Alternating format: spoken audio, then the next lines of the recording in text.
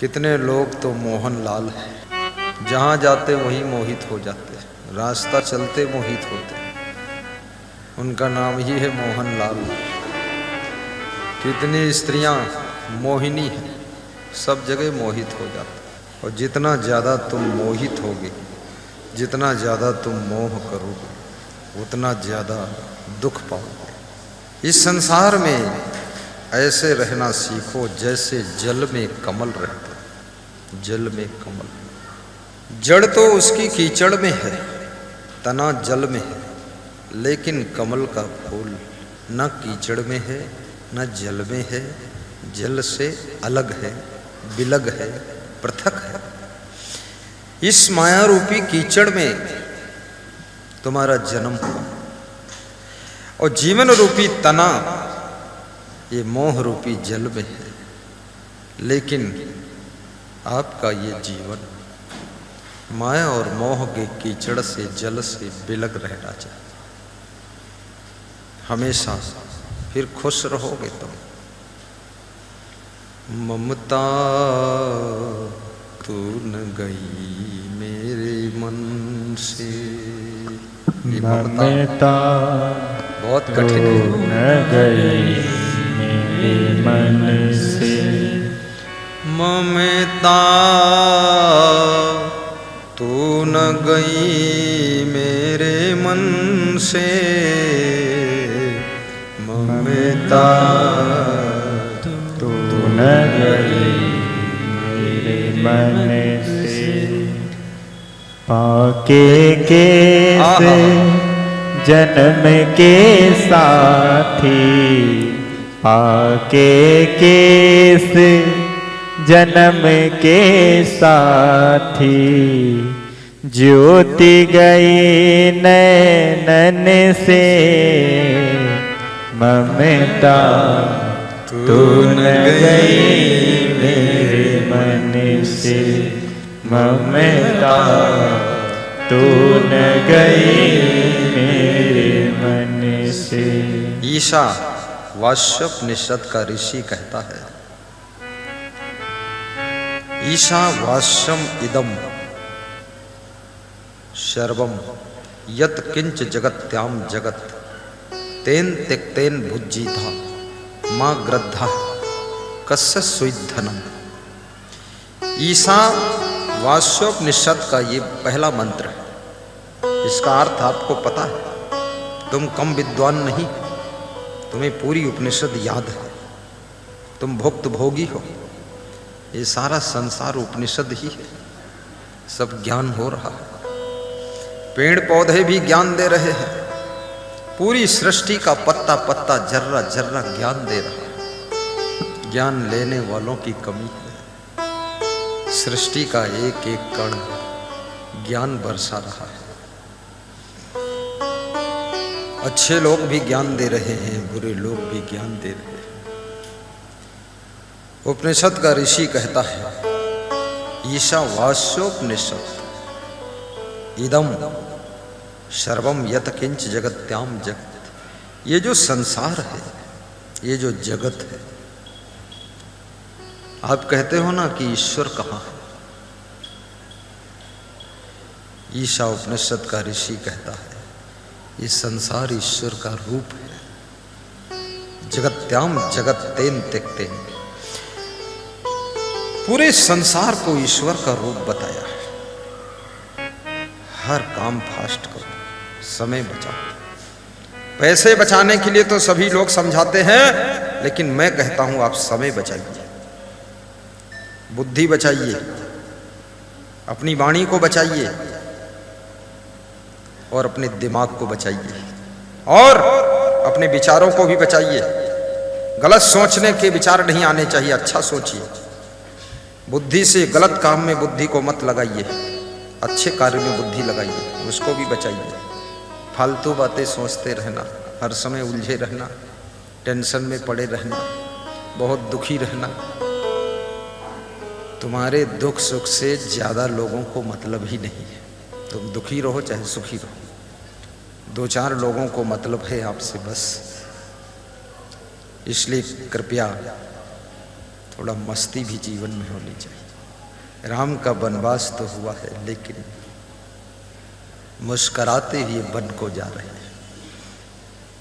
तुम्हारे पिताजी अगर 1 साल के लिए घर से निकाल दें तो तुम घर ही में रोना शुरू कर दोगे और फिर दुआरे बैठ कर रोई हो, और फिर निकलोगे ही नहीं, अपने बाप से कहोगे तुम निकलो। कितने लोग तो अपने बाप को निकाल दिए, खुद घर में बैठे। नहीं नहीं नहीं, राम से सीखो, साहस, धैर्य, तसल्ली, संतोष, अच्छे कर्म करो, भाग्य कभी बिगड़ेगा ही नहीं। बेगियान जल पाई पखारू, होत विलंब उतारो पारू। मांगहु विदा मातु सन जाई, आवहु बेग चलहु तुम भाई। हे लक्ष्मण, अपनी माँ से जा करके विदाई मांगिए और दौड़ कर आइए, मेरे साथ वन को चलिए। कितनी बड़ी बात है। अनंत शास्त्रम बहुलाश्च विद्या, अल्पश्च कालो बहुविघ्नताश्च। यत् सारभूतं तदुपासनीयं, हंसो यथा क्षीरमीमाम्बुमध्यात्।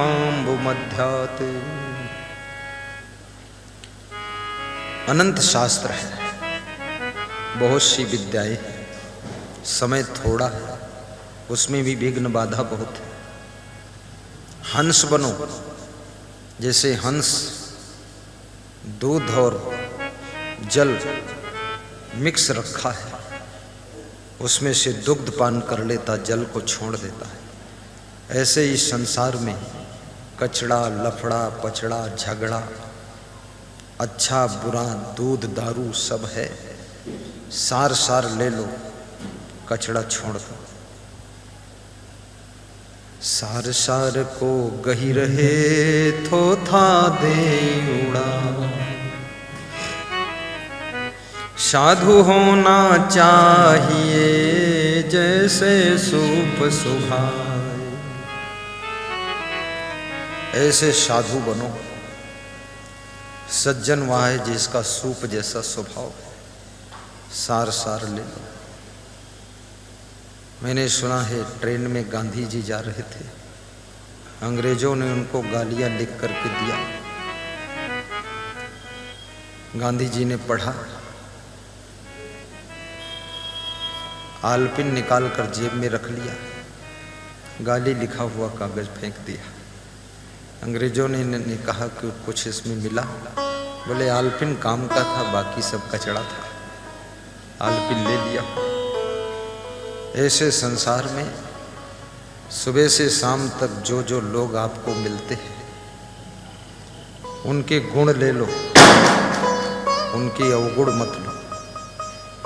सार सार ले लो, सारग्राही बनो। मूंज में से जैसे सीख खींच लेते हो, धान में से जैसे चावल निकाल लेते हो, ऐसे दुनिया से भी सार सार चावल निकालो। दारू छोड़ दो, दूध पी लो। बीड़ी सिगरेट छोड़ दो।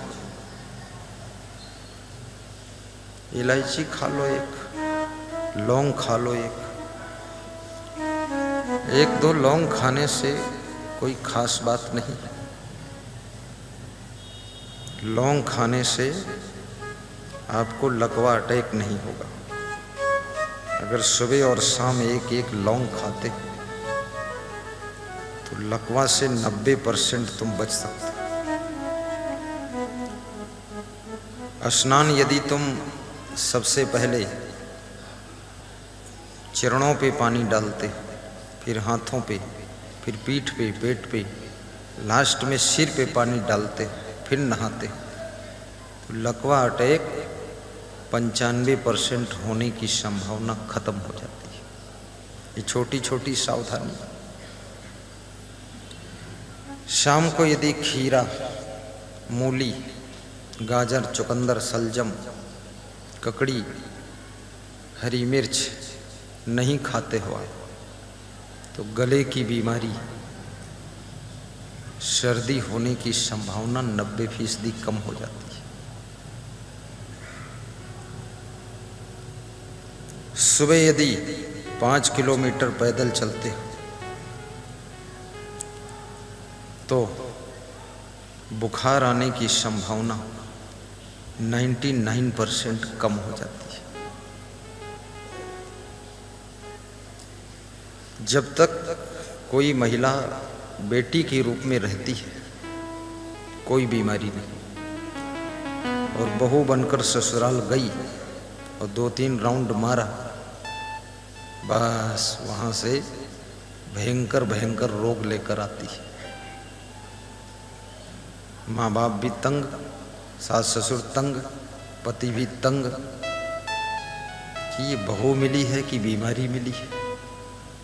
उसके रोया रोया में दर्द है, कहीं बताती कमर दर्द है, कहीं बताती है पेट में दर्द है, कहीं बताती सिर में दर्द है, कहीं बतावत है खोपड़ी के बाल में दर्द है। पति भी बेहोश है कि अरे दर्द मोरे नस नस में ये लफड़ा है। क्यों? व्यायाम नहीं करोगे, हमेशा बीमार रहोगे। स्नान करके एसी की हवा खाओगे, हमेशा बीमार रहोगे। आधे घंटे तक एसी कूलर बंद रखो। लंबी सांस नहीं लोगे, फेफड़े खराब हो जाएंगे। लंबी सांस लो, लेकर दिखा दो, भरो सांस।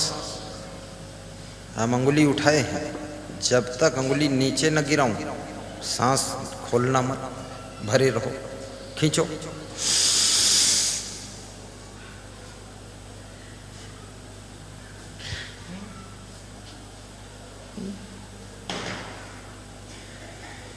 बहुत दम घुट गए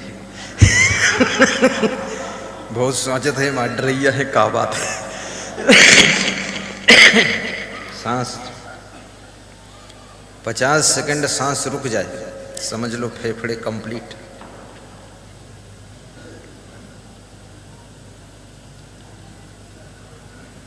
मन को भी बीमार मत होने दो। मन में यदि काम वासना बहुत बढ़ रही है, नियम संयम टूट रहे हैं, क्रोध बहुत बढ़ रहा है, गुस्सा भयंकर आ रहा है, तो ये मन की बीमारी है। इसका इलाज कोई डॉक्टर भी नहीं करता। मन में लोभ बहुत बढ़ रहा है, लालच बढ़ रहा है, ईर्ष्या द्वेष बढ़ रहा है, मन में अभिमान बढ़ रहा है कि हमसे बड़ा कोई नहीं, तो समझ लो मन की बीमारी आपके लग गई। मन की बीमारी का इलाज केवल सत्संग में होता है, और सत्संग लोग सुनते नहीं। फिल्म देखने से मन की बीमारी बढ़ती है, मूवी देखने से मन की बीमारी बढ़ती है, नाटक नौटंकी नाच कूद से मन की बीमारी बढ़ती है। इतनी बढ़ेगी बीमारी कि मरो और मारो का कार्यक्रम प्रारंभ हो जाएगा। ये मन की बीमारी साधारण नहीं।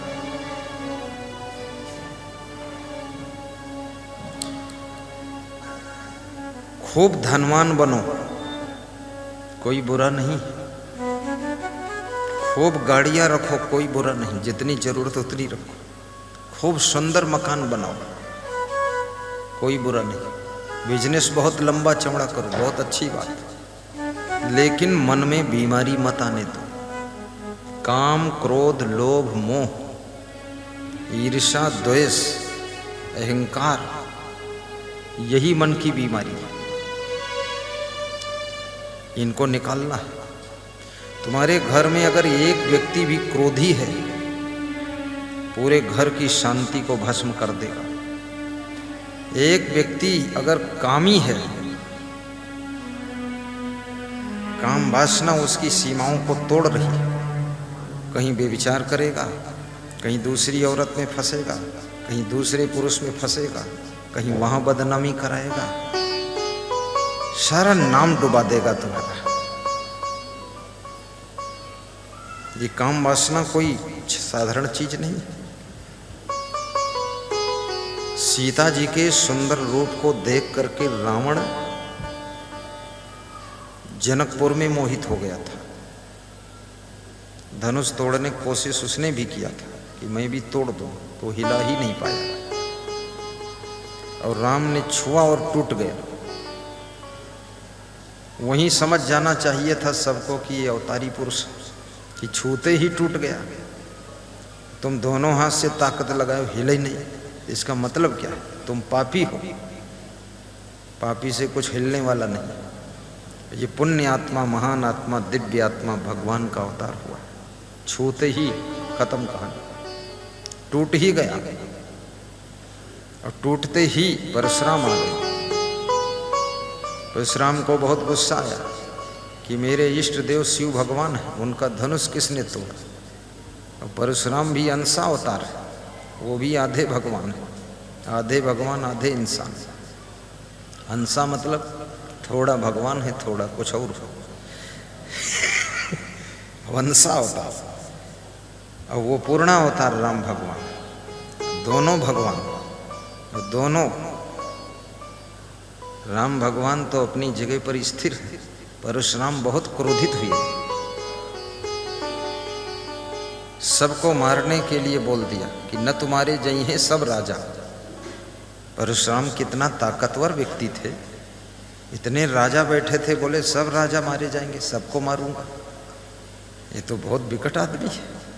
इसीलिए अंशा होता है कि उसके अंदर थोड़ा अंश तो भगवान का है, बाकी कुछ और ही। सब राजा डर गए कि विवाह भी नहीं हुआ और सीता जी नहीं मिली, और ये महात्मा आया, ये पिटाई भी करेगा। घर लौट कर जाएंगे, लोग पूछेंगे क्या मिला, तो यही कहना पड़ेगा कि परशुराम बहुत पीटे हैं और कुछ नहीं। पीटे गए। इसलिए परशुराम के मंदिर कम है, पूजा कम होती उनकी। राम के मंदिर घर घर में, क्योंकि क्रोधी आदमी का मंदिर नहीं होता, काम खत्म। ज्यादा क्रोध करोगे समाज में स्थान खत्म, फैमिली में स्थान खत्म, विधानसभा में स्थान खत्म, लोकसभा में स्थान खत्म। बहुत क्रोधी आदमी कहीं सफल ही नहीं।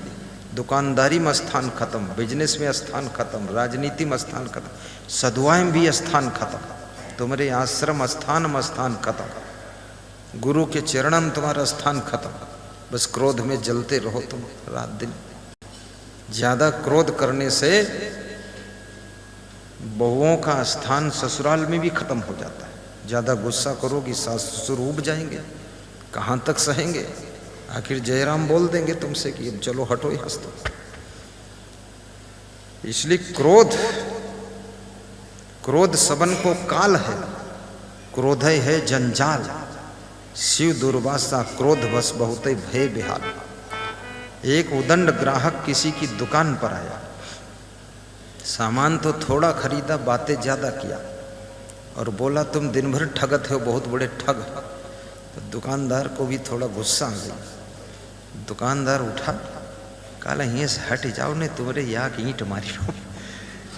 तो दुकानदार नीचे उतर गया दुकान से और ईंट ढूंढ रहे मारे पते कि ईंट मार दी खोपड़ी। दुकानदार को भी ठेस लग गई, और ठगता नहीं था, उसको ठग बता रहे। तो जो दुकानदार का नौकर था वो अंदर से आया और 1 किलो का बांट जो लोहे का था वो लाकर दिया दुकानदार कि ईंट न मिली बांट मार दो। तो दुकानदार बोला मूर्ख, ये बांट तो हमको याद दिलाए। दुकान से हटके इधर इसलिए आए हैं कि इधर लड़ाई झगड़ा होए, दुकान पर लड़ाई झगड़ा हुई तो दुकानों बंद हो जाए। हमका ईंट ऊँट मारे के थोड़े है, तो बहाना है, डरवाई थे हटाई उन्हीं से, ईंट नहीं मारे के। सह लेना है, गम खा लेना। जिसके पास में सहनशीलता है वो कहीं फेल नहीं होता है, चाहे वो बिजनेस करे, चाहे सधुआई करे, चाहे राजनीति करे और चाहे गृहस्थी करे। और जिसमें सहनशीलता नहीं है, गम खाने की क्षमता नहीं है, अनुशासन में रहने की क्षमता नहीं, वो सब जगह फेल हो जाएगा। वो दुकान मत खोले, नहीं तो घर के भी 10-20 लाख डूब जाएंगे। वो राजनीति मत करे, वहाँ विधानसभा में पिटाई खाए वापस लौट आएगा, कोई मतलब नहीं। एक बहुत बड़े अफसर थे, सीएमओ, मुख्य चिकित्सा अधिकारी, तो राजनीति का नशा चढ़ा उनको, रिटायर हो गए, चुनाव लड़ गए, सांसद बन गए, अफसर पन्ना मिटा नहीं, तो वही शान शौकत दोबारा बुरी तरह से हार गए। हमारे आश्रम आए, बोले जहाँ घूस से काम होगा तो घूस दूंगा, और जहाँ घूसा से काम होगा तो घूसा मारूंगा। मुक्का दिखाया हमको, तो हमने सोचा इनके घूसा लगे हैं जरूर, ये मुख्य चिकित्सा अधिकारी हैं, काम बन जाए इनका। वो संसद भवन में उनके घूसा खूब लगे, खूब पीटे गए। वहाँ सांसद लोग घूसा लगा ही नहीं उनके, दोबारा मिलवा ही नहीं करे। हम तो मिलने गए ही नहीं, तो हमने कहा चलो घूसा, जब खाइन घूसा तो घर में आए मूसा, घर में घुस के बैठ गए, हो ही गई राजनीति पूरी। राजनीति में भी गम खाइए, साधु लाइन में गम खाइए, अन्यथा गुरु छूट जाएंगे, गुरु भाई छूट जाएंगे, भगत भी छूट जाएंगे। गम खाना सीखो, गम नहीं खा पाओगे तो पति पत्नी भी साथ नहीं रह पाओगे, सास बहू का साथ नहीं बनेगा। अब गम खा लोगे तो महान कहलाओगे, और जहां मिट्टी छू लोगे सोना बन जाएगी। गम खाने वालों की गम मिट जाती है, और जो गम नहीं खाते हैं वो खुद मिट जाते हैं। इसलिए गम खाना सीखो।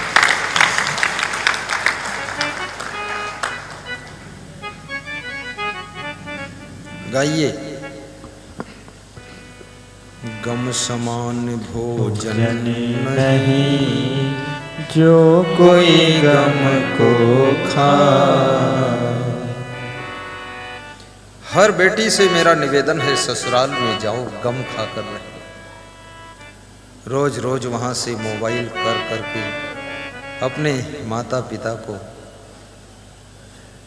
सूचना मत दो कि आज ये हुआ वो हुआ। कितनी बहुएं तो रोज ये भी बताती आज सब्जी किस चीज की बनी, और ये भी बताती है कि आज मेहमान कत्ते आए, सारा समाचार दे रही। ये अपनी ससुराल को नरक बनाना है क्या?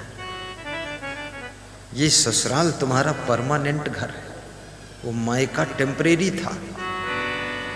वहां से धीरे धीरे कनेक्शन कम करो, इस ससुराल में कनेक्शन जोड़ो, और ससुराल में मन लगाओ। कितने लोग साधु बन गए, घर से कनेक्शन काटे ही नहीं, घर से कनेक्शन रखते, आश्रम से कनेक्शन जोड़े नहीं, गुरु से पूरा कनेक्शन हो ही नहीं। घर का समाचार लेते रहते हैं रोज रोज, और अपना समाचार घर सुनाते रहते रोज रोज। उन्नति नहीं कर पाओगे, क्योंकि तुम्हारी बुद्धि, तुम्हारा मन तो घर में लगा हुआ है, और घर वाले भी तुमको हंसते हैं। वो भी कहते हैं अरे बाबा बने रहें तो सही सलामत बाबा ही रहें, घर में खाम खा टांग अड़ाए रहते। और जितने लोग बाबा बन गए वो समझते हम बहुत बुद्धिमान हैं, बहुत बुद्धिमान। वो सबका अक्ल बताओ रहते, अरे तुमसे ज़्यादा बुद्धिमान घर में भी हैं भाई। तुम अकल मत बताओ, अपन बबाई करो, जाए सदवाई करो, ज़्यादा घर में तिकड़म मत बनाइए। फिर साधु मार्ग में तुम उन्नति करोगे। पूरे मन को गुरु से जोड़ लो, पूरा मन आश्रम में जोड़ो। वहां आश्रम में कोई दुख सुख भी हो, कभी खिचड़ी खाने को मिले, घर में बताने क्या जरूरत है मम्मी आज खिचड़ी मिली, तो मम्मी क्या वहां से खीर भेज देगी। और मम्मी और पापा तुम्हारे बड़े दयालु हैं तो 10 लाख रुपया सालम दे दे, फिर माल उड़े खूब बने खीर रोज, तो दे हैं 10 रुपया नहीं। बस जब जाओगे तो 2-4 आंसू और पतली नाक निकाल एक छिनक दे तुम्हारे ऊपर कि जाओ भैया ले जाओ मान लियो, बस रोई धे दे और कुछ नहीं। बुद्धू आदमी हुआ फालतू लटका। साधु बनो, पूरा मन लगाकर गुरु के पास रहो, घर का पचड़ा नहीं पालना। फिर आपको एक घर नहीं देखना है, भक्तों के लाखों करोड़ों घरों को आबाद करना है, सभी भक्तों को आशीर्वाद देने लायक बनना है, इतना तेजस्वी और तपस्वी बनना है कि सभी भक्तों का कल्याण हो, पूरा सुखी संसार हो, ऐसी तपस्या करनी है। बोलिए सद्गुरुदेव की जय। फिर वो एक माता पिता नहीं, पूरा संसार माता पिता, सब भाई बहन हैं। तुम ही मेरे माता पिता भी तुम ही हो। मुझे तो ऐसा लगता है मैं जहाँ जाता हूँ सब संसार मेरा परिवार ही है और सब मेरी व्यवस्था करते हैं। कोई मेरे लिए केला लाता है, कोई मेरे लिए माला लाता है, कोई फल लाता है, कोई 2 गुलाब के फूल लाता है, कोई दक्षिणा भी लाता है, कोई दान भी लाता है। दक्षिणा और दान में अंतर है। दक्षिणा यानी 10 रुपया और दान यानी फिर 1000 के ऊपर चलो, तो ज़्यादातर तो दक्षिणा वाले लोग हैं। 10 रुपया